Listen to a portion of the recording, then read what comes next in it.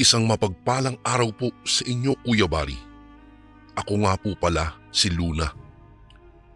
Ang kwentong ibabahagi ko po ay naganap 2 dekada na rin ang nakalilipas at noong mga panahong ito'y 14 na taong gulang pa lamang ako. Sa aming maliit na baryo ng Sipalay ay namamayani ang kapayapaan at katahimikan. Kaya't kahit kasagsagan ng gabi, malayang nakapaglalaro ang mga bata sa ilalim ng sinag ng buwan. Ang aming baryo ay malapit sa baybayin, kaya't nakahiligan kong magpalipas ng oras sa tabing dagat sa tuwing nanaisin ko po. Kuya Bari, kahit hindi naman karamihan ang residente sa aming baryo, hindi pa rin namin pinapalagpas ang pagdiriwang ng piyesta. Nag-oorganisa ang aming kapitan ng iba't ibang aktibidad upang bigyang buhay ang pagdiriwang katulad ng sayawan, peryahan at siyempre ang ilan sa aming mga kabaryo ay naghahanda ng mga pagkain. Dati po sa tuwing bago magpista, tumutulong lang kami ni nanay at tatay sa kapitbahay na magluto ng mga pagkaing ihahanda para sa piyesta. Wala po kasi kaming perang panggastos. Nakakain lang kami ng karne sa tuwing may okasyon sa mga kapitbahay. Ngunit nang dumami po ang huli ni tatay ng mga isda na siyang ibinebenta sa palengke sa bayan, nagpasya ang mga magulang ko na kahit papaano'y makikiisa o makiisa sa paghahanda. Napakasaya ko po dahil sa unang pagkakataon, mapupuno ng mga tao ang bahay namin. Kung dati-dati inaanyayahan lamang ako ng mga kaibigan kong makikain sa kanilang bahay tuwing fiesta po, ngayon naman ako naman ang mag-iimbita sa kanila. Nag-arkila din si tatay ng karaoke dahil hindi kompleto ang inuman nilang magkakaibigan kung walang kantahan. Habang inihahanda ang mga sangkap ng iba't ibang putaheng lulutuin, nautusan ako ni nanay na manghiram daw ng mga tray o lalagyan ng mga putahe kina Aling Susana dahil wala po kaming masyadong gamit. Nasa 10 minuto lang naman ang gugugulin sa pagpunta sa bahay nila Aling Susana. Sa kalagitnaan ng aking paglalakad, isang hindi pamilyar na lalaki ang nakita kong nakasandal sa punong mangga sa gilid ng kalsada. Nagmamasid lamang siya sa paligid, ngunit may nararamdaman akong kakaiba sa kanyang presensya. Hindi ko po alam, ngunit pinanindigan ako ng mga balahibo, gayong tahimik lamang siyang nakatayo sa kanyang kinaroroonan. Hindi ko pa siya nakita ni isang beses bukod sa araw na iyon. Sa isip ko'y baka dumayo lamang para sa sayawan mamayang gabi, kaya naman hindi ko na ito binigyan pa ng pansin, saka nagpatuloy sa aking paglalakad. Sa aking pagtahak ng daan pabalik ng bahay, hindi ko na muling nakita pa ang lalaking nakasandal doon sa punong mangga. 1:00 ng hapon nagsimula ang salo-salo sa aming bahay. Napakadaming pumunta at may mga dumayo ring mula sa ibang mga baryo. Hanggang sa pagsapit ng 6:00 ng gabi, maingay pa rin ang karaoke dahil masayang-masayang nagkakantahan ang mga kainuman ni tatay. Inanyayahan ako ng mga kaibigan kong pumunta ng sentro upang maglaro sa peryahan. Malapit lang naman iyon mula sa aming bahay, kaya't binigyan naman ako ni nanay ng permiso nang nagpaalam ako rito. At isa pa, todo bantay naman ang mga tanod kaya't wala kaming ipinag-aalala. Habang masaya kaming naglalaro, nagpaalam ang isa sa mga kasama namin na si Lorna na dediretso na siya sa sayawan upang kitain ang kanyang nobyo na si Ronel. Ang relasyon nila'y isang lihim mula sa kanyang mga magulang dahil parehong 15 taon lamang sila noon. Naku, huwag niyo ako isusumukin na nanay at tatay ha, na dumiretso ako sa sayawan. Mahigpit na bilin sa amin ni Lorna.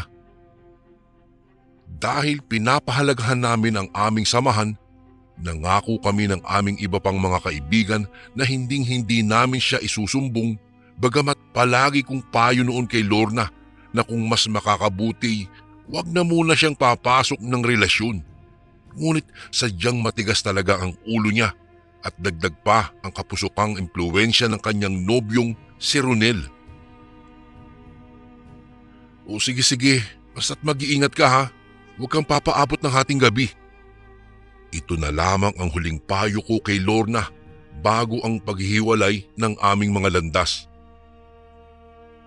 Umuwi rin agad kami ng aking mga kaibigan pagkatapos maglaro sa peryahan. Hindi na namin hinintay pa si Lorna dahil kasama niya naman ang kanyang nobyo. Pagka-uwi ko sa bahay, maingay pa rin ang mga bisita. Masaya pa rin silang nag-iinuman at nagkakantahan. Tumungo ako sa kusina upang kumuha ng makakain dahil inabutan na ako ng gutom. Nakita kong naroroon si nanay na naguhugas ng mga pinggan sa lababo. O mahal, magdagdag ka pa nga ng pagkain na kahain sa mesa. Dumating na si Matias. Wikang pambungad ni tatay pagkapasok niya sa kusina. Nataranta naman si nanay at saka dali-daling itinigil ang kanyang ginagawa upang maghanda ng mga pagkain. Ako na may tahimik lang na kumakain ng mga natirang handa habang ipinagtataka kung sino ang Matias na tinutukoy ni tatay. Hindi kasi pamilyar sa akin ang pangalan at wala naman akong kilalang residente sa baryo na nagngangalang Matias. Ayusin mo nga ang buhok mo. Utos sa akin ni nanay nang makita ang gulo-gulo kong buhok. Maghilamos ka na rin at maglagay ng pulbo sa muka. Dagdag pang utos ni nanay. Madalas namang hindi pakialaman ni nanay ang postura ko. Ngunit naunawaan ko naman siya ng araw na iyon dahil nga maraming tao sa labas kung kaya't hindi magandang tignan kung hindi ako nakaayos. Tumungo si nanay sa aming silid, bitbit ang isang bunting kalderong naglalaman ng hilaw na karne ng baboy. Habang pinupunasan ng tuwalya ang aking basang mukha, tinanong ko si nanay kung bakit hilaw na karne ang nakalagay sa kaldero pero wala akong natanggap na sagot sa kanya. Nakapagtataka rin dahil malugod nilang pinatuloy iyong si Matias sa aming silid imbis na sa balkonahe kung saan nagtitipon-tipon ang mga bisita. Muling bumalik si nanay sa kusina kasama si tatay at inanyayahan akong sumama sa silid kung saan naroroon ang tinatawag nilang si Matias. Wala namang pag-aalinlangan na ako'y sumunod dahil kako'y baka malapit na kaibigan ng aming pamilya itong si Matias. Ganoon na lamang ang aking pagkagulat, Kuya Bari, nang makilala ko sa unang pagkakataon si Matias. Siya ang lalaking nakita kong nakasandal sa punong mangga doon sa gilid ng kalsada noong inutusan ako ni nanay na manghiram ng mga lagayan ng ulam kila Aling Susana. Muli akong nakaramdam ng masamang presensya. Hindi ko mawari kung ano bang pinanggagalingan nito. Sumilay bigla ang ngiti sa mga labi ng lalaki habang ang kanyang mga mata naman ay nakatuon sa akin. Oh, ito nga pala yung anak naming si Luna. Pagpapakilala sa akin ni nanay roon sa lalaking nagngangalang Matias. Tumango lamang ang lalaki at saka humakbang papalapit sa akin. Binuksan niya ang palad niya at tumambad ang isang kulay gintong kwintas na may huging pusong palawit. Yumuko pa siya upang pumantay ang lebel ng aming mga mukha. Oh, napakaganda namang kwintas na iyan. Sambit ni tatay na puno ng galak. Nang walang ano-ano'y, isinuot sa akin ng lalaki ang kwintas na siya namang hinayaan ko na lang. Iniwan namin ang lalaking nagngangalang Matias sa loob ng silid at hindi ko alam kung para saan ang mga hilaw na karning nakahain sa mesang kanyang nasa harapan. Subalit noong nagpaalam na siyang uuwi, nakita ko ang mga tira-tirang buto ng karne na nakakalat. May mga patak pa nga ng dugo roon sa papag. Nakakagulat naman kung nilantakan niya ang karne. Naikwento sa akin ni nanay at tatay na matalik nilang kaibigan iyong si Matias na nagmula sa isang partikular na bayan. Kaya habili nila sa akin na bumuo ng magandang pakikitungo sa lalaki. Sa lahat ng pistang dumaan, iyon ang araw ng pista nang magpasa hanggang ngayon ay gumugulo pa rin sa aking isipan. Dahil nung sumunod na umaga, isang kahindik-hindik na balita ang biglang umugong sa baryo namin. Natagpuan umano ang katawan noong kaibigan kong si Lorna sa gitna ng masukal na kakahuyan na wakwak ang katawan.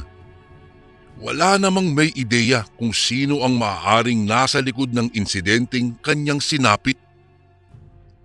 Ayon sa pahayag ng kanyang nobyong si Ronel, noong gabi ng sayawan ng aming baryo, hindi niya nakita si Lorna, bagamat ang sabi sa amin ni Lorna noong gabing iyon ay pupuntahan niya ang kanyang nobyo. Pinatunayan naman ito ng mga kaibigan ni Ronel na kasama niya noong gabing iyon.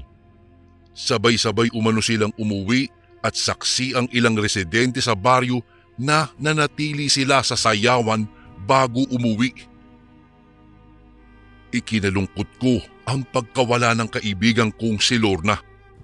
Sinisi ko rin ang aking sarili dahil hindi ko na dapat siya hinayaang humiwalay sa aming magkakaibigan. Buhay pa sana siya ngayon. Ginawa ng mga magulang ni Lorna ang lahat ng kanilang makakaya upang imbestigahan ang krimeng nangyari sa kanilang kaawa-awang anak.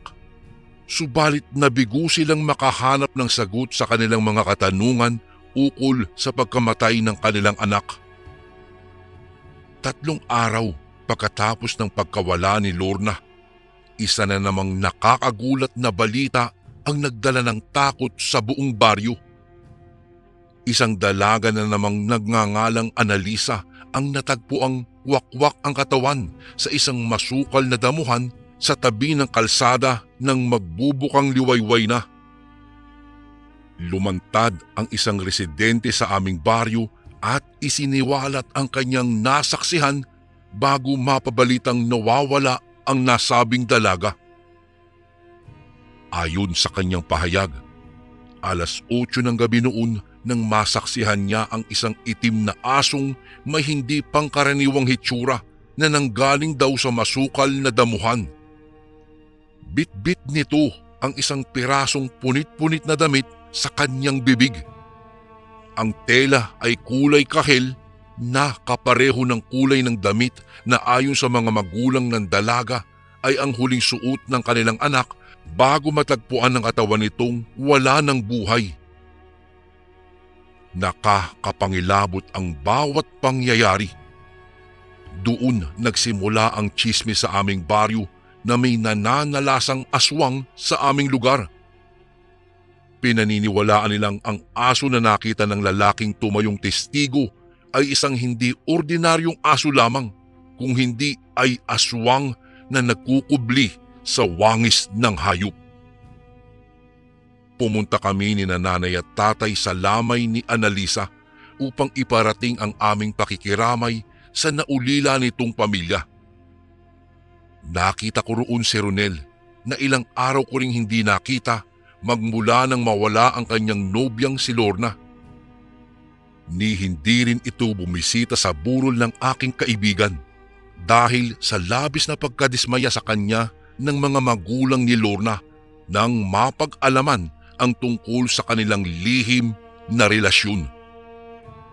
Matamlay pa rin ang kanyang mga mata at bakas na bakas pa rin sa kanyang muka ang matinding lungkot na idinulot ng pagkawala ni Lorna.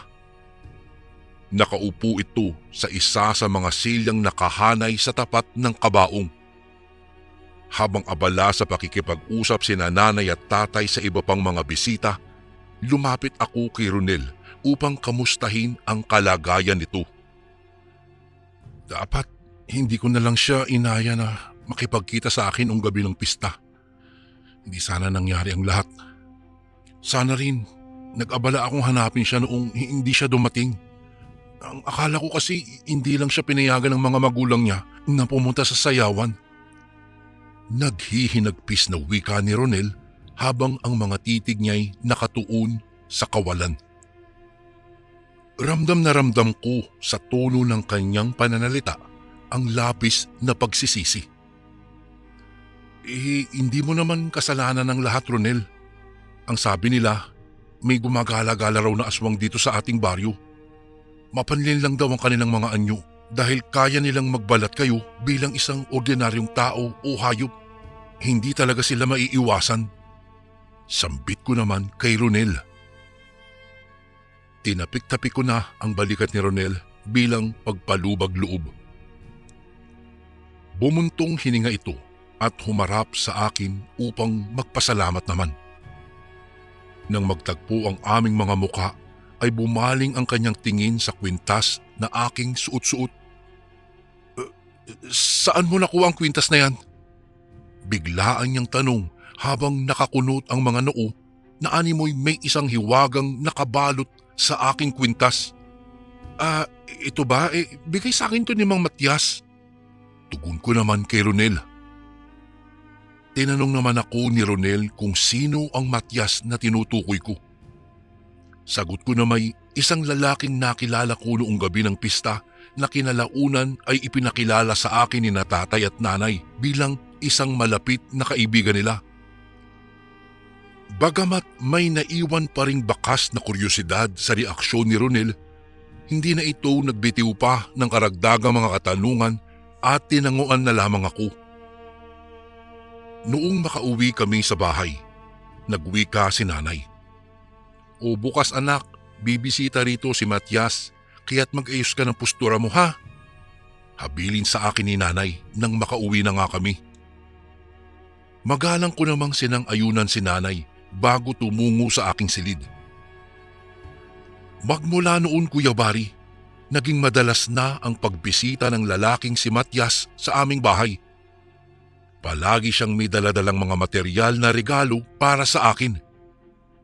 Malugod naman itong tinatanggap ni nanay at tatay. May mga katanungan na nga sa isip ko na natatakot akong itanong sa aking mga magulang. Katulad ng kung bakit bigla na lang sumulpot sa buhay namin si Mang Matias at kung bakit ganoon na lamang ang pakikitungo ni nanay at tatay rito na kulang na lamang ay sambahin nila ang lalaki. Hindi rin po ako komportable sa tuwing nagkakalapit ang distansya sa pagitan naming dalawa.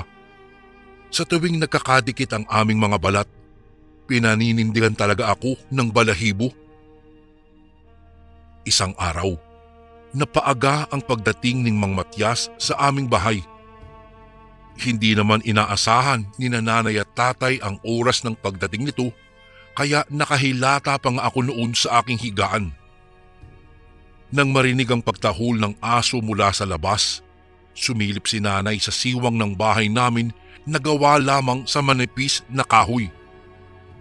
Natanaw niya mula sa malayo ang figura ni Mang Matias na naglalakad. Agad siyang tumayo at ginising si tatay. Ako na may nakahilata pa rin sa aking higaan at nagtakip ng kumot upang magkunwaring tulog pa. Ayaw ko kasing muling makipag-usap sa lalaking iyon. Mula sa aming silid ay matatanaw ang balkonahe. Nakita kong malugod na pinatuloy ni nanay at tatay ang lalaking si Matias. Sa kabutihang palad, hindi na sila nag-abala pang gisingin ako upang iharap doon sa lalaki. Sa kalagitnaan ng kanilang pag-uusap, nasaksihan ko ang pag-abot ni Mang Matias ng isang piraso ng kulay asul na batong may kakaibang hugis. Hindi ko naman alam kung para saan iyon, ngunit labis ang pagkagalak nila nanay at tatay habang tinatanggap ito. Naku, Salamat sa pagpapaubaya sa amin itong agimat. Wika ni nanay na punong-puno ng ngiti. Ipinarating din ni tatay ang kanyang pasasalamat habang si Mang Matias naman ay nanatiling malamya ang ekspresyon ng kanyang mukha. Nasaan si Luna? Tanong nito kasabay ng pagkataranta ni nanay at tatay. Mabilisan akong nagtalukbong ng kumot nang dali-daling pumunta si nanay at tatay sa silid. Ang akala nila'y mahimbing pa rin akong natutulog kaya't pilit akong ginigising nila. Nang hindi na ako makatiis ay inalis ko na ang kumot na nakatalukbong sa akin at hinayaan si nanay na ayusan ako bago lumabas ng balkonahe kung saan naghihintay si Mang Matias. Nang masilayan ako'y doon lamang sumilay ang ngiti ng mga labi ng lalaki. Nakakapangilabot sa tuwing gumuguhit ang ngiti sa kanyang mga labi at hindi ko maipaliwanag kung bakit ni isang beses sa loob ng ilang linggo niyang pagdalaw sa aming bahay ay hindi ako kailanman nakaramdam ng kagaanan ng loob sa tuwing nakikita ko siya. 2 taon na lang, bulong nito sa sarili habang mariing nakatitig sa akin. Dinig na dinig ko, Kuya Bari, ang malakas na pagkabog ng aking dibdib sa mga katagang iyon. Tinanong ko siya kung ano ang ibig niyang sabihin, subalit nagbigay lamang ito ng katahimikan. Ilang oras ang lumipas. Nagpaalam na si Mang Matias at nilisa na ang bahay namin. Hindi ko pa rin talaga maintindihan kung ano talaga ang mayroon sa batong ibinigay ng lalaki sa aking mga magulang at hindi mapagsidlan ang saya ni nanay at tatay. Naku, sa wakas, nasa atin na ang pangil ng tubig. Bulalas ni nanay. At ako'y maagang papalaot bukas. Tiyak na lalong mas marami na ang huli ko ng isda. Wika naman ni tatay na punong-puno ng pagkasabik. Ano po ang meron dyan sa bato? Inosente kong tanong sa kanila, ngunit ang tugon lamang nila'y, balang araw, mauunawaan ko daw din ang lahat. At nagkatotoo nga ang sabi ni tatay. Noong sumunod na araw na pumalaot siya'y masaganang masagana ang huli niya ng mga isda. Ikinainggit nga iyon ng iba pang mga mangingisdang kasamahan ni tatay. Ngunit sa kabila naman ng kasaganahang aming dinaranas ay ang masalimuot na mga kaganapan sa aming baryo, Kuya Bari. Nagpatuloy pa rin ang pagkawala ng ilang residente sa aming lugar, partikular na ang mga dalaga. Dahil dito, namuo ang takot sa aking puso. Ngunit ganun pa man, hindi ko makitaan ng pangamba ang aking mga magulang. Mas pinagtutuunan nila ng pansin ang masaganang huli ng isda at ang karangyaan ng aming buhay. Dahil nga lalong lumakas ang haka-haka sa aming baryo na ang dahilan ng pagkawala ng ilang residente sa aming baryo ay isang aswang. Dumayo ang isang antingero sa aming lugar upang imbestigahan ang mga hindi maipaliwanag na mga pangyayari. Siya ay sa katauhan ni Mang Melchor, isang kilalang eksperto sa larangan ng pagtuklas ng mga paranormal na bagay at tulad ng mga aswang. Nakasalubong ko si Mang Melchor nang minsang utusan ako ni nanay na bumili sa tindahan ng rekado.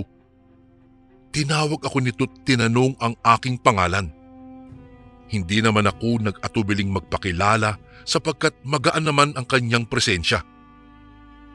Sunod niya akong tinanong kung saan galing ang kulay gintong kwintas na aking suot-suot. Ang sagot ko naman sa kanya'y bigay ito sa akin ng isang lalaking malapit na kaibigan ng aking mga magulang. Humingi ng permiso ang antingero kung maaari ba daw niyang hawakan ang kwintas na aking suot-suot at sinang-ayunan ko naman ito, Kuya Bari. At habang hinahaplos ng kanyang mga daliri ang palawit ng aking kwintas, gumuhit ang pagkagulat sa reaksyon ng lalaki. May nararamdaman akong bakas ng aswang na naiwan sa kwintas na ito, ani ng lalaki. Tunay ngang may taglay itong kakayahan sa pagtuklas ng mga komplikadong bagay. Gusto kong makilala ang sinasabi mong nagbigay sa iyo ng kwintas na iyan. Dagdag pa nito. Narinig ko po si nanay at tatay na sa Sabado raw ay muling bibisita po sa amin si Mang Matias. Tugon ko naman sa matanda. Matias pala ang pangalan niya, sambit ni Mang Melchor. Sinabi nito sa akin na sa Sabado daw ay bibisita daw siya sa aming bahay upang makilala ng personal si Mang Matias at paalala niya'y panatilihin ko daw lihim sa pagitan naming dalawa ang balak niyang pagbisita na siya namang sinang-ayunan ko. Sa pagdaan ng ilang araw, muli kong nakausap si Ronel. Sa kabutihang palad na may unti-unti na siyang bumabalik sa huwisyo magmula nang mawala ang nobya niyang si Lorna. Napag-usapan namin ang mga tsismis sa baryo na may nananalasang aswang sa aming lugar. Upang duktungan ang aming paksa, naikwento ko sa kanya ang pakikipag-usap ko kay Mang Melchor at ang sinabi nitong may naiwang bakas ng aswang sa aking suot na kwintas at ang nakakadudang pagkakakilanlan ni Mang Matias. Panandali ang nanahimik si Ronel at makalipas lamang ang ilang sandali, sinabi niyang napukaw rin ng kwintas ang kanyang atensyon noong unang beses na nakita niyang suot-suot ko ito. Sa kadahilanang parehong-pareho ito sa kwintas na ibinigay niya kay Lorna bago sumapit ang bisperas ng pista. Hindi na raw siya nag-abala pang banggitin ng tungkol dito noong una sapagkat naisip niyang baka sumama daw ang aking loob kung ipagkukumpara niya pa ang kwintas ko sa kwintas ng yumao kong kaibigang si Lorna. Mas lalo akong binalot ng pagdududa at pangamba. Natitiyak kong mayroong lihim akong dapat na matuklasan. Noong sumapit ang Sabado, hindi nga ako nagkamali tungkol sa pagbisita ni Mang Matias sa aming bahay. Tulad ng kinasanayan, malugod itong pinatuloy ni nanay at tatay. Sa kabilang dako naman, nasaksihan ko si Mang Melchor na nakakubli sa likod ng isang puno na hindi kalayuan ang distansya sa aming bahay. Masusi itong nagmamatyag sa bawat kilos ni Mang Matias. Hinayaan ko ito't pinaubaya na lang sa kanya ang pag-iimbestiga sa tunay na pagkakilanlan ni Mang Matias. Umaasa akong si Mang Melchor ang magiging susi ko sa pagtuklas ng mga kasagutan sa mga katanungang gumugulo sa isipan ko. Hapon na nang magpasyang magpaalam ni Mang Matias. Noong sumunod na araw, muli kaming nagkita ni Mang Melchor. Doon niya isiniwalat ang mga katotohanan sa likod ng pagkatao daw ni Mang Matias. Ayon sa kanyang agimat na siyang tumutulong sa kanya sa pagtuklas ng mga kakaibang nilalang, si Mang Matias ay hindi isang ordinaryong tao. Bagkus, ang lalaking ito ay isang aswang na nagkukubli sa likod ng maamong mukha. Malakas din ang kutob ni Mang Melchor na si Mang Matias ang nasa likod ng pagkawala ng ilang dalaga sa aming baryo sa hindi niya malamang dahilan. Binigyan ako ni Mang Melchor ng isang boteng naglalaman ng tubig. Ang sabi niya, sumailalim sa ritual ang tubig na ito bilang pamuksa sa mga aswang. Ipainom ko daw ito kay Mang Matias. Hinintay kong muli ang pagdalaw ni Mang Matias at sa muling pagkakataong nasilayan ko ito sa labas ng aming bahay, Isinalin ko na sa baso ang tubig na ibinigay sa akin ni Mang Melchor. Inalok ko ito kay Mang Matias at abot tenga ang ngiti nito dahil sa unang pagkakataon naging magaan ang pakikitungo ko sa kanya. Hindi niya lang alam na parte ito ng aking pagpapanggap.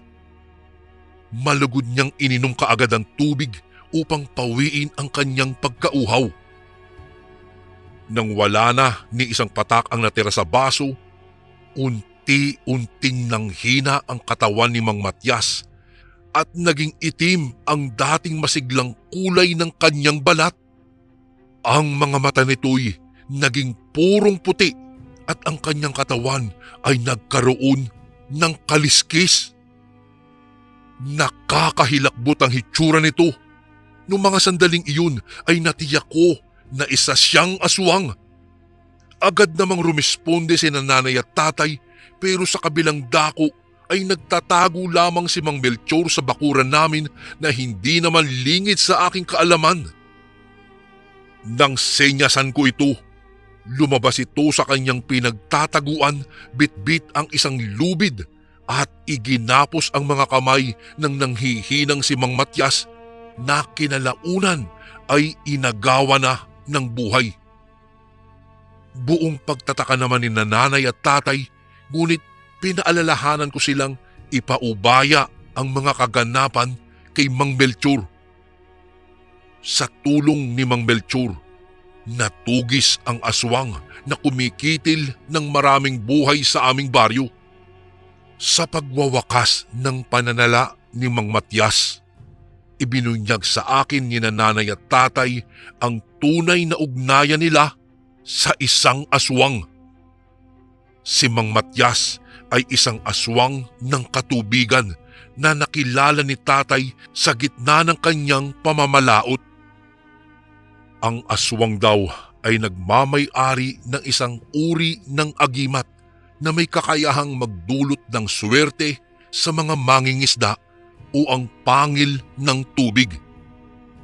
Nangako ang aswang na ipapaubaya niya ito kay tatay kung papayag daw si tatay na itakda itong ipakasal sa akin sa pagtungtong ko sa edad na 16. Ang ibig sabihin nito'y sasailalim ako sa kanyang pamumuno upang maging isa sa mga aswang ng katubigan. Dulot din siguro ng labis na pagkagusto sa akin ni Mang Matias, pinili nitong paslangin ang mga dalaga sa aming lugar upang walang sino man ang makahihigit sa akin. Nang marinig ang mga isiniwalat ni nanay at tatay, sumama talaga ang loob ko sa kanila. Ngunit sa pagdaan ng panahon, natutunan ko rin silang pagbigyan sila sa hinihiling nilang kapatawaran. Ipinayo din ni Mang Melchor na itapon ang agimat sa kailaliman ng dagat at wag nang panatilihin ito sa aming pangangalaga upang hindi na makaakit pa ng panganib. Sa paglipas po ng panahon, Kuya Bari, natuto din ang aking mga magulang na magsikap sa sariling kayod nila. Hindi na rin sila umaasa na magkaroon pa ng swerte. At dahil din sa kanilang kasakiman, maraming buhay ang nalagas. Naging isang malaking aral ito para sa aking mga magulang. At magpahanggang ngayon, Kuya Bari, ay hinding-hindi ko na malilimutan ito habang ako'y namubuhay sa mundong ito. Hanggang dito na lang po ang aking kwento, Kuya Bari. Maraming salamat po kung sakaling mabasa niyo rin po ito sa inyong channel. Sana po magustuhan ito ng mga kasundo natin na nakikinig ngayon. Lubos na gumagalang, Luna.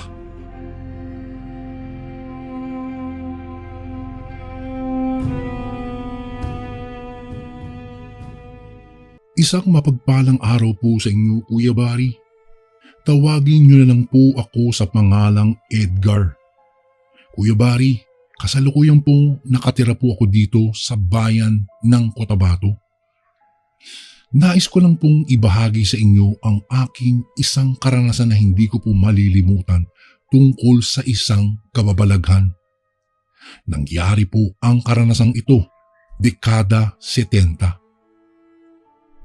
Isang araw, habang kami ay papaakyat ng bundok upang mangaso ng aking mga kaibigan na itago na lang po natin sa pangalang Dennis at Carlo. At dahil sa nawiwili kami sa panghuhuli ng hayop, hindi na po namin napansin na napapalayo na pala kami at tila ba nasa liblib na kami ng kagubatan. Maya-maya pa ay nakahuli na naman kami ng iba't ibang uri na makakain na mga hayop. Makalipas ang ilang sandali at noong makaramdam na kami ng gutom, ay agara na kaming nagpahinga sa isang ilalim ng puno ng nyug at nagsiga ng apoy upang makapagluto kami ng aming mga nahuling hayop. Grabe naman, ang liliit naman ng mga nahuli natin ngayon. Sana naman mamaya makahuli tayo ng baboy damo para makauwi na tayo kaagad. Sampit ni Dennis sa amin. Ay nako, oo nga pre, mukhang nauubos na yata ang mga ligaw na hayop dito sa kagubatan na. Segunda naman nito ni Carlo.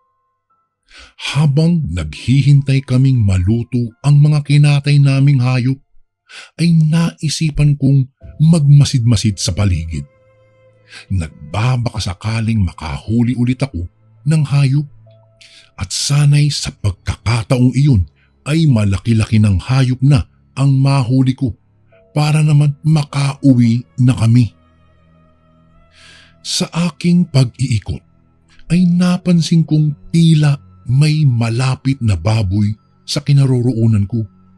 Dahil naririnig ko ang hagok nito, kaya naman minabuti kong hanapin ito. Subalit, nakailang minuto na ako ay hindi ko iyon mahagilap. Kung kaya bumalik na lang ako sa aking mga kaibigan at saktong nakaluto na sila. O mga tol, mamaya may hahanapin tayong baboy ramo. Alam niyo kung bakit? May narinig kasi ako kanina. Doon na may humahagok na baboy ramo doon sa di kalayuan. Baka nandyan lang yun at nanginginain lang. Wika ko sa aking mga kaibigan.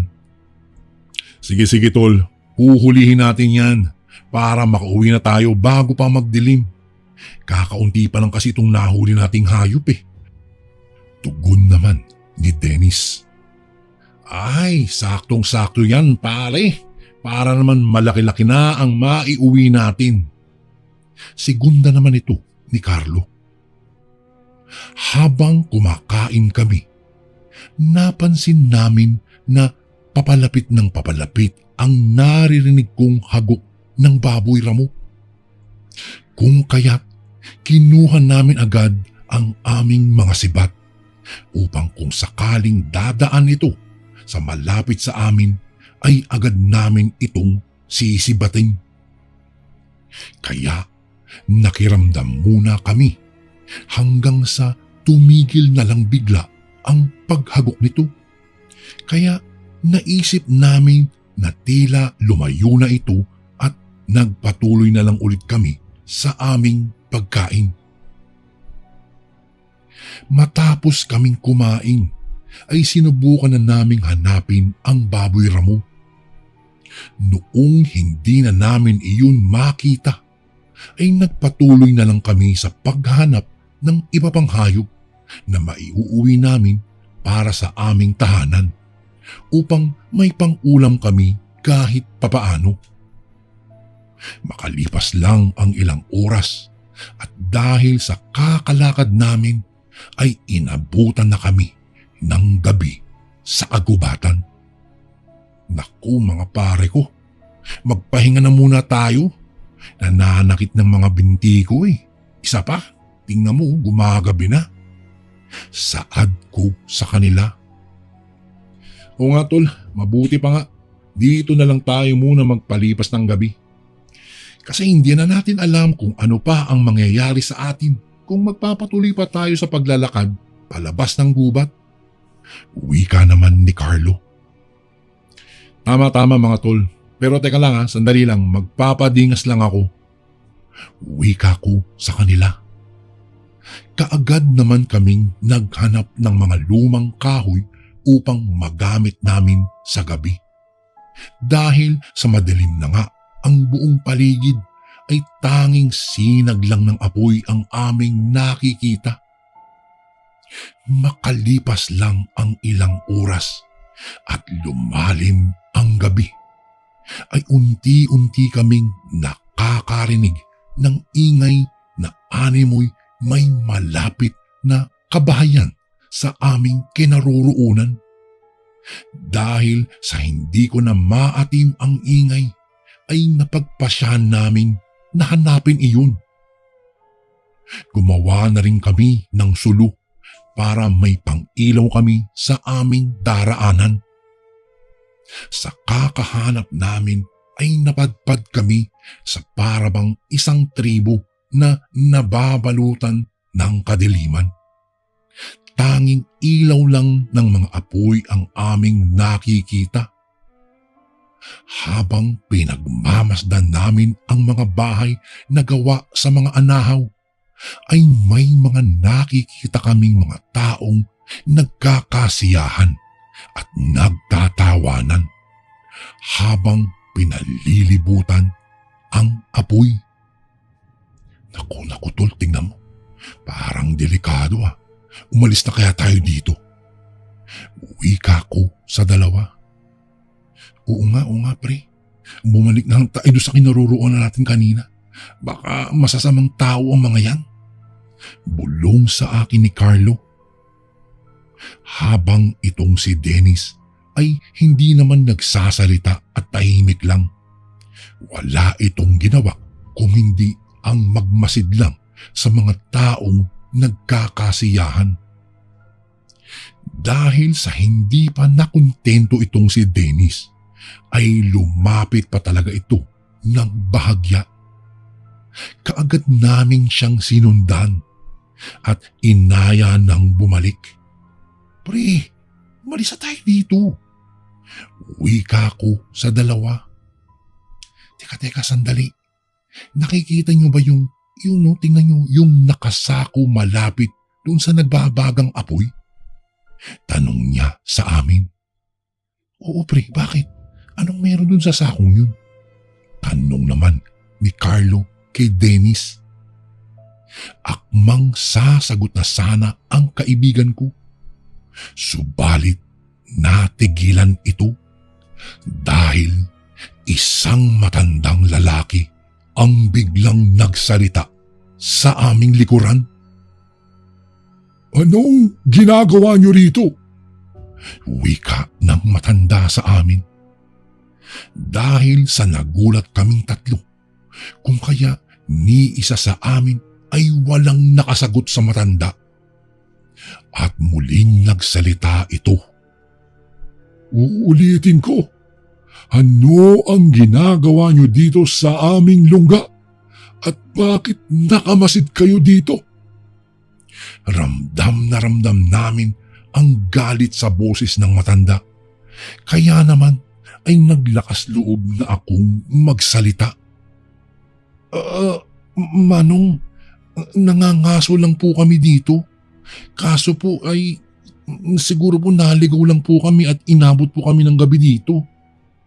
Utal-utal na sagot ko sa matanda. Ganun ba? Alam niyo bang pinagbabawal ang magmasid sa lugar na ito dahil sa ginawa niyo ay dito na kayo mamamatay. Akmang hahawakan na kami ng matanda, kung kaya agara na kaming kumaripas ng takbo. Nakarinig na rin ako ng sunod-sunod na huni ng wakwak, angil ng aso at malakas na pagpagaspas ng pakpak.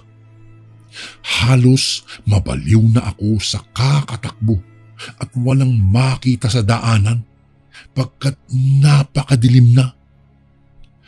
Sakto namang nakasunod pala sa akin itong si Carlo at hindi pala nito binitiwan ang sulo na aming ginawa. Habang nananakbo kami ay tinanong ko si Carlo kung nakasunod ba sa amin si Dennis. Naku pare, hindi ko alam. Nung nagtakbuhan tayo, hindi ko alam, basta tumakbo na lang ako. Ikaw lang yung nakita ko pare, kaya kaagad akong sumunod sa iyo. Pero si Dennis pare, hindi ko na napansin kung saan tumakbo. Dahil sa sulo na dala ni Carlo, ay pinakiramdaman namin kung nasundan kami. Kaya naisipan kong ipatapon kay Carlo ang sulo. Carlo, itapon mo yung sulo na yan. Pasigaw kong utos sa kanya. Ha? Bakit? Paano natin makikita ang dadaanan natin kung itatapon ko ito? Tanong niya sa akin.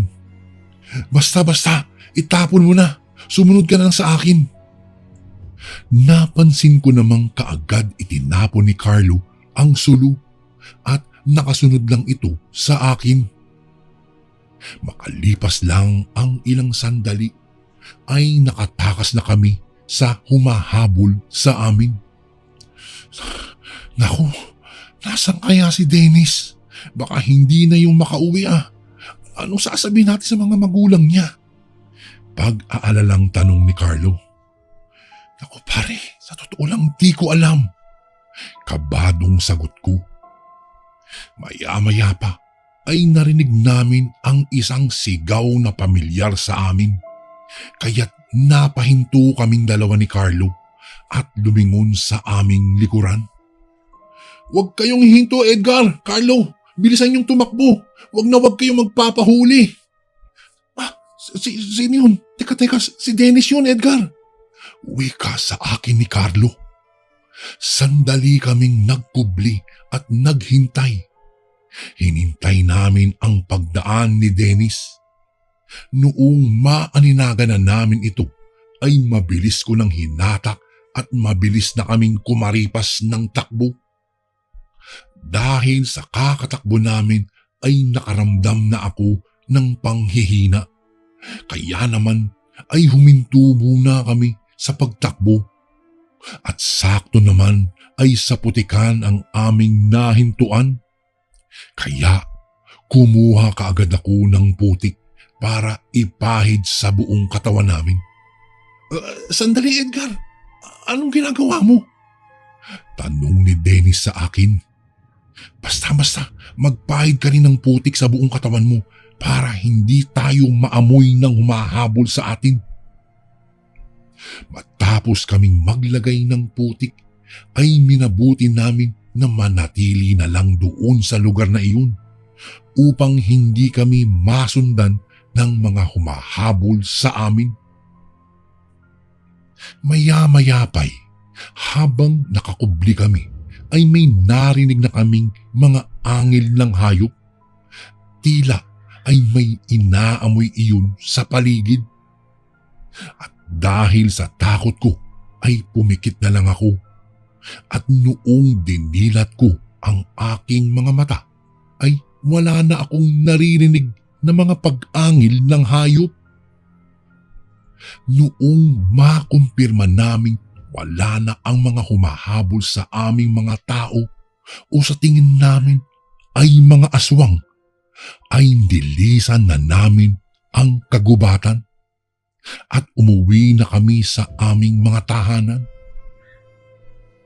Makalipas lang ang mahigit 1 oras ay napansin namin na malapit na kami sa aming mga tahanan. Minabuti na muna naming dumaan sa mga sapa upang makapaghugas ng katawan. Matapos naming maghugas, ay napag-usapan naming ilihim na lang ang aming nasaksihan doon sa liblib na kagubatan na napuntahan namin.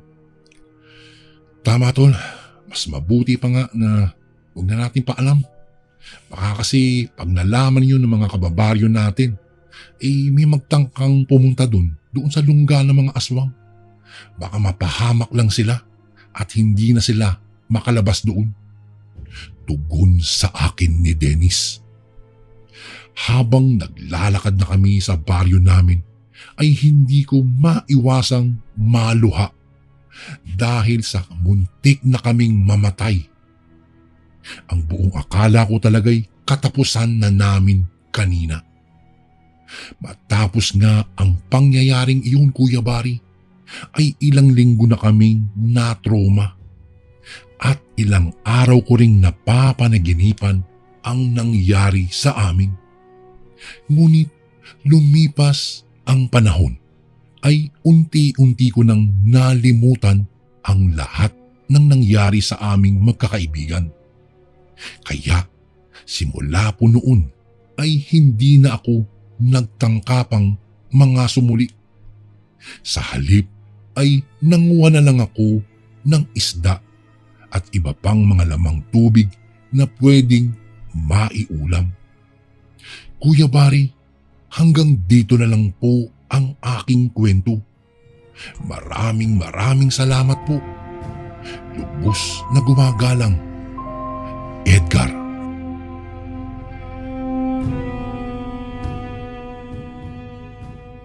Mapagpalang araw sa iyo, Kuya Bari.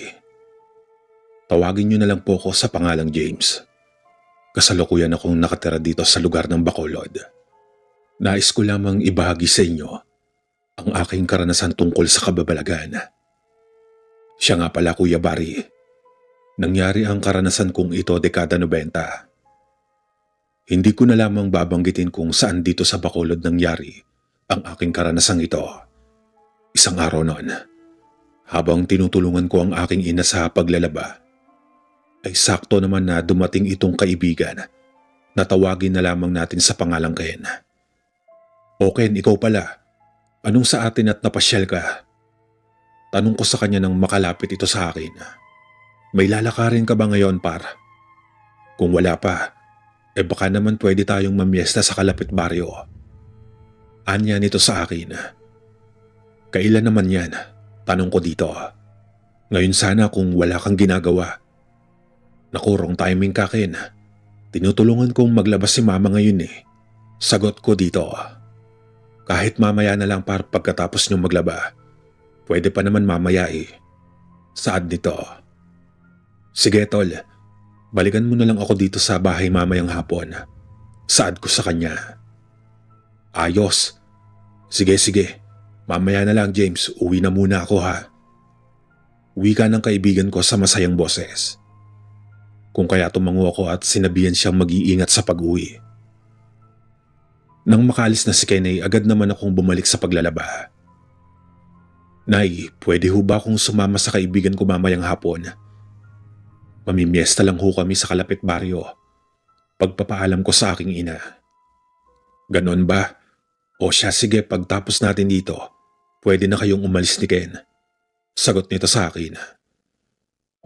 Ngumiti ako sa aking ina at nagpasalamat. Makalipas ang ilang oras ay natapos na kami maglaba.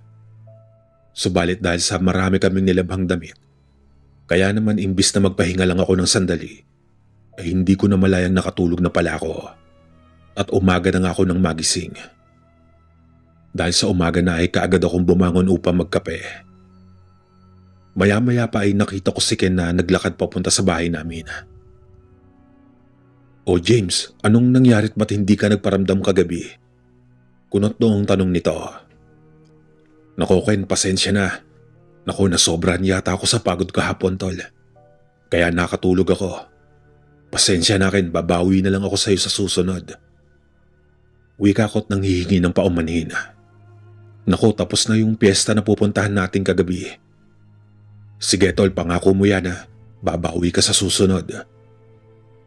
Oo Ken, pangako. Pasensya ka na talaga. Wika ko't napapakamot sa ulo. Siya nga pala James. Sa susunod na araw may punta tayo sa kakilala ko. May piyesta kasi roon. Kaya lang medyo malayo yun dito sa baryo. Saad ni Ken sa akin. Sige par, walang problema. Para makagala naman tayo ulit. Matagal-tagal na kasi akong naburo dito sa bahay. Biro ko kay Ken. Sige, sige. Paano, uwi na muna ako, tol? May gagawin lang ako sa amin. Pagpapaalam nito. James, bumili ka nga muna ng gulay at karne sa bayan para may pang-ulam tayo mamayang tanghali at hapunan. Para hindi na tayo bibili mamayang hapon. Agad naman akong lumapit sa aking ina at kinuha ang pambili ng ulam namin. Nang makuha ko na ang pambili ay agad na akong lumakad patungong bayan. Noong dumating ako sa bayan, Kuya Barry, ay nakita ko itong aking kaibigan na may kasamang babae. Ken, tawag ko sa aking kaibigan. O James, ikaw pala. Anong ginagawa mo dito? Tanong nito sa akin. Mamimili ng ulam namin para mamayang tanghalian at hapunan. Tugon ko dito. Ikaw ba? Sino yung kasama mo? Nobya mo ba? Ani ako sabay tawa. Hindi par. Maiksing wika nito sa akin at kagad niyang ipinakilala kami sa isa't isa. Kaagad ko namang iniabot ang aking kamay sa nagngangalang Ana at nakipagkilala ako ng maayos. Matapos namin magpakilala sa isa't isa, ay sandali pa kami nagkwentuhan. Siya nga pala par, Ana. Alis na muna ako ha, may inuutos pa kasi si nanay eh. Pagpapaalam ko sa kanila. Sige tol, mag-iingat ka. Tugon naman ang kaibigan kong si Ken sa akin. Matapos ko magpaalam ay nagtungo na ako sa talipapa. Nang makarating na ako sa bilihan, ay agad na akong namili ng karne at gulay. Pagkatapos ko makabili ay agad na akong umuwi. Sapagkat magtatanghali na. At sakto naman pagkarating ko, ay nakaluto na ang aking ina ng makakain namin sa tanghalian. Nandito ka na pala, James. Ilapag mo na yan doon sa kusina at nang makapagtanghalian na tayo. Bumili na lang ako ng sardinas sa tindahan. Mamaya ko na lang lulutuin iyan. Wika ng aking ina. Nang matapos na akong kumain ay naisipan kong pumunta sa bahay ng kaibigan ko at nagbaka sakaling kasama niya pa si Ana. Nang makarating na ako sa kanilang bahay, ay siya na lang ang nakita ko. Kung kaya nahihiyaman ay tinanong ko na siya kung kasabay niya bang umuwi si Ana. Oo tol, hinatid ko na para sa'yo. Biro nito sa akin. Napalatak naman ako ng tawa at napapakamot sa ulo. Gusto mo mamaya tumambay tayo sa tapat ng bahay niyo. Isasama ko si Ana para makita mo ulit siya. Wika ni Ken sa akin. Sige, total naman wala akong gagawin mamaya eh. Ani ako dito. Pero kung gusto mo, James, puntahan na lang natin sa kanila para naman makilala mo din ang magulang niya. Suwestyon ni Ken sa akin. Pwede rin naman par. Nahihiya akong wika. Mamayang gabi, dalawin natin si Ana para naman makita mo siya ulit. Tanong ni Ken sa akin. Nakakahiya Ken. Sos, nahiya ka pa. Basta sumama ka na lang sa akin. Ako na ang bahala sa'yo. Saad nito. Makalipas ang ilang oras ay tuluyan ng sinakop ng dilim ang buong paligid. Kung kaya napagpasya na naming dalawin si Ana sa kanilang bahay. Tol, tara na. Pag-aaya niya sa akin. Habang naglalakad kami, ay napagkwentuhan namin magkaibigan ng tungkol sa piyestang pupuntahan namin. Siya nga pala tol, saan nga ulit yung pupuntahan nating piyesta? Tanong ko sa kanya. Kina Ana yon. Sa susunod na linggo pa naman yon. Sagot nito. Napansin kong medyo may kalayuan ng baryo na tinitira ni Ana. Sa kadahilan ng halos mag-iisang oras rin kami naglalakad. At nung makarating kami sa bahay ni Ana, ay nagulat ako. Dahil sa malayo pala ang bahay ng dalaga sa kabayan at medyo nasa liblib na iyon. Sapagkat pawang naglalaki ang mga puno na lang ang nakikita ko sa gilid ng daanan. Nakaramdam na ako ng kaba ng mga sandaling iyon, Kuya Barry. Dahil sa bukod sa liwanag lang ng buwan na nagsisilbing liwanag sa dinaraanan namin, ay may mangilan-ngilan ako naririnig na huni ng hayop at pag-angil na para bang pusang nagagalit. Pagkalapit namin sa bahay, ay kagad nang kumatok ang kaibigan ko. Nakailang katok pa lamang siya nang magbukas ang pintuan at may matandang babae ang iniluwa roon. Medyo napatras pa ako dahil sa pagkagulat. Sapagkat matalim na nakatitig sa amin ng matanda. Kaagad naman kami nitong pinapasok nung malaman nitong si Ana ang sadya namin. O kayo pala, James at Ken. Maupo na muna kayo. Sakto ngayon pa lang kami maghahapunan. Kumain na din kayo dito. Masayang wika nito sa amin. Naku, nakakahiya naman. Sagot ko kay Ana. Bigla naman itong sumagot si Ken ng, sakto Ana, hindi pa kami naghahapunan. Sabay ngiti ng nakakaloko. Ano palang atin ba't naparito kayong dalawa? Tanong ni Ana sa amin. Gusto ko lang makita ni James kaya naparito kami. Naku, puro ka talaga kalokohan, Ken. Sabay tumawa itong si Ana. Tara na, sumabay na kayong kumain sa amin. Total, nandito na din naman na kayo eh.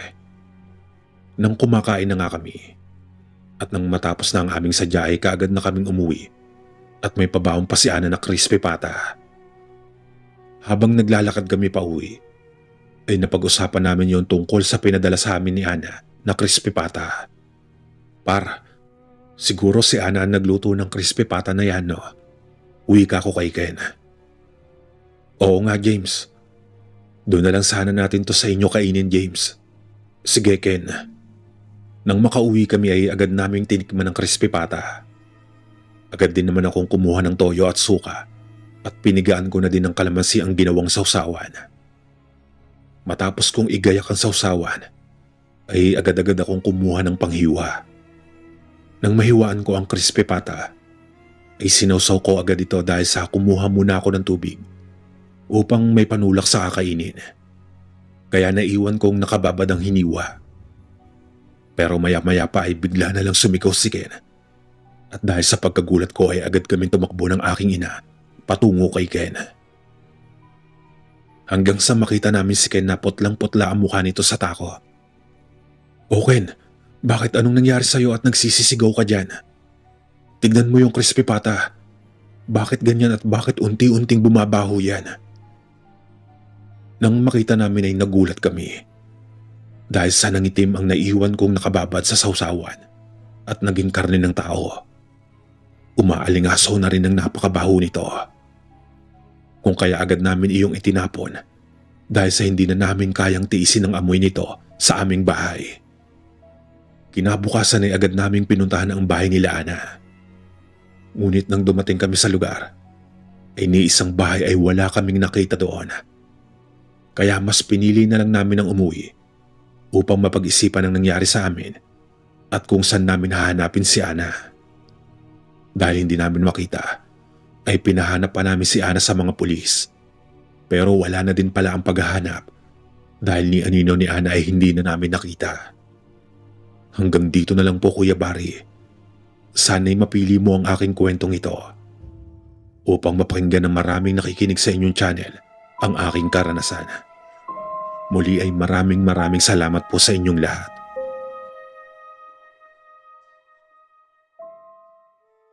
Mapagpalang araw po sa inyo, Kuya Barry. Tawagin mo na lang po ako sa pangalang Jerome. Nakatira dito sa baryo ng Samar. Gusto ko lang pong ibahagi sa inyo ang aking karanasang nangyari noong dekada 80. At nung mga panahong iyon, Kuya Barry, kasalukuyang kaming nakatira sa isang liblib na baryong hindi ko na lamang babanggitin pa. Isang araw noon, kinausap ako ng aking ama at sinabi niyang aahon kami sa ibayong bundok sa Makalawa. Pagkat may gagawin umano kami roon. Tumango naman ako at sinabing wala naman akong gagawin sa susunod na araw, kaya po pwede akong sumama sa kanya. Noong sumapit na nga ang araw ng aming usapan, ay agaran na ako na ganda ng damit. Habang papakyat na nga kami ng bundok, ay maigi ko namang kinakausap ang aking ama upang masabi niya sa akin kung ano ang gagawin namin sa bundok. Siya nga pala, Jerome, pag may nakita kang mga kahoy na po pwedeng ipanggatong, igilid mo muna upang mamaya pagbaba natin ay bibit-bitin natin pa uwi. Utos nito sa akin. Itay, madami pa naman po tayong magagamit na panggatong sa bahay. Saka na lang po, wika ko naman sa kanya. Ganon ba? O siya, sige, kumuha ka na lang ng magugulay natin para mamaya may uulamin tayo sa bahay. Kaagad ko namang sinunod ang utos ng aking ama. Nanghuli na rin ako ng hipon sa ilog upang may pandagdag kaming uulamin kung sakaling kukulangin ang mga gulay na makukuha ko. Tay, pupunta lang ho ko sa kalapit ilog para manguha ng hipon. Bali pandagdag na rin po sa uulamin natin. Sad ko sa aking ama. Sige Jerome, basta mag-iingat ka ha. Huwag kang masyadong lumayo baka maligaw ka. Bili ng aking ama bago ko umalis. Makalipas ang ilang sandali, habang nanguhuli ako ng hipon, ay may nakita akong matandang babae na nakaupo sa malaking bato na hindi naman kalayuan sa kinaroroonan ko. Kaagad ko namang nilapitan ng matanda at binati ko ito. Magandang tanghali po, Lola. Ngumisi naman sa akin ang matanda ng nakakaloko sabay sabing, Nanghuhuli ka ba ng hipon, iho? Opo, Lola. Maiksing tugon ko sa tanong ng matanda. Napakabait mo naman. Kung gusto mo makahuli ng maraming hipon, pumunta ka roon banda sa itaas. Marami kang mahuhuling hipon doon. Wika nito sabay turo sa taas pa ng ilog na kinaroroonan ko. Agad ko namang pinuntahan ng itinuro ng matanda. At tama nga ang sinabi nito sa akin. Madami akong nakitang hipon na nagkukumpulan. Kaagad naman ako nagubad ng damit upang may malagyan pa ako na makukuha kong hipon. Matapos kong manguha ng ulam ay agaran na akong bumalik sa aking ama. Pagkabalik ko sa aking ama, agad kong sinabi rito na marami akong nahuling hipon. Kaya naman tinanong niya ako kung saan umano ako banda nakahuli ng mga hipon. Sinabi ko naman sa kanya na may matandang babae ang nagturo sa akin kung saan ako makakakuha ng maraming hipon. Tinanong niya naman ako kung nagpasalamat ba umano ako sa matanda. Pero sinabi ko sa kanyang hindi ko na nagawang magpasalamat. Dahil sa noong bumalik na ako sa dinaraanan ko, ay wala na iyong matandang nakita kong nakaupo sa may bato. Baka umalis na po tay, kaya hindi ko na nakita kanina pagbalik ko. Wika ko sa aking ama. Tumango naman ang aking ama at sinabing baka umalis na ito. Ilang minuto pa ang lumipas ay nag-aya ng umuwi ang aking ama. Kaya naman nag-umpisa na kami maglakad pababa ng bundok. Habang naglalakad kami pababa, ay nagmamadali na kami maglakad sapagkat malapit nang lumubog ang araw noon at sasakupin na ng kadiliman ng buong paligid. Hanggang sa narinig kong sinabihan ako ng aking ama na huwag akong lalayo sa kanya. Nang sa ganon ay hindi ako mawala at magmadali na umano kami maglakad pababa. Lumipas lang ang ilang sandali ay nakarating na kami sa baryo. Kung kaya naglakad pa kami ng ilang minuto bago makarating sa bahay. Pagkarating namin sa bahay ay saktong nakaluto na ng kanin ng aking ina noon. Kung kaya agaran ko namang inabot ang bitbit kong hipon. Kaagad namang inasikaso at niluto iyon ng aking ina. Habang ako naman ay pumasok na sa kwarto para magbihis ng damit. Nang matapos na akong magugas ng katawan, ay agad naman ako nagbihis upang makapaghapunan na. Matapos kong gawin iyon ay agaran na akong lumabas ng kwarto at nag-umpisa na kaming kumain. Nang matapos na nga kaming kumain, Kuya Barry, ay napagpasyan kong tumambay muna sa labas ng aming bahay. Habang nakaupo ako ay lumapit ang aking ama at umupo ito sa tabi ko. Jerome, matulog ka na't bukas pupunta tayo sa unahan ng bundok na pinuntahan natin kanina. Wika ng aking ama. Tumango naman ako at pumasok na sa loob ng bahay. Kinabukasan nga ay maaga akong nagising upang mapaghandaan ang pag-alis namin ng aking ama. Pagkalabas nito sa kwarto, ay nagtanong kaagad ito kung nakapaghanda na ba ako sa mga bibit-bitin namin. Tumango naman ako at sinabing kanina pa ako nakapaghanda. Mabuti naman kung ganoon. O siya, paano? Tara na, umalis na tayo. Yaya niya sa akin. Agaran naman ako nagpaalam sa aking ina pagkalabas namin ng bahay. Mag-iingat kayo anak ha. Huwag na huwag kang hihiwalay sa ama mo. Bili ng aking ina. Opo, Nay. Nang madako na kami sa bundok na pupuntahan namin, ay naramdaman kong kakaiba na ang simoy ng hangin at may naaamoy na akong mabahot malansa. Naanimoy amoy dugong nabuburot amoy patay na hayop. Jerome, huwag kang lalayo sa akin ha kapag naroon na tayo. May ihahatid lang ako roon. Uwi ka ng aking ama. Tahimik lang akong tumango at sumunod sa aking ama. Bagamat ramdam ko na ang pagmamadaling maglakad ng aking ama. Kung kaya binilisan ko na rin ang paglalakad ko at inabot na nga kami ng gabi bago makarating sa aming pupuntahan. Nung makarating na kami sa aming pupuntahan, medyo nagulat pa ako, Sir Barry.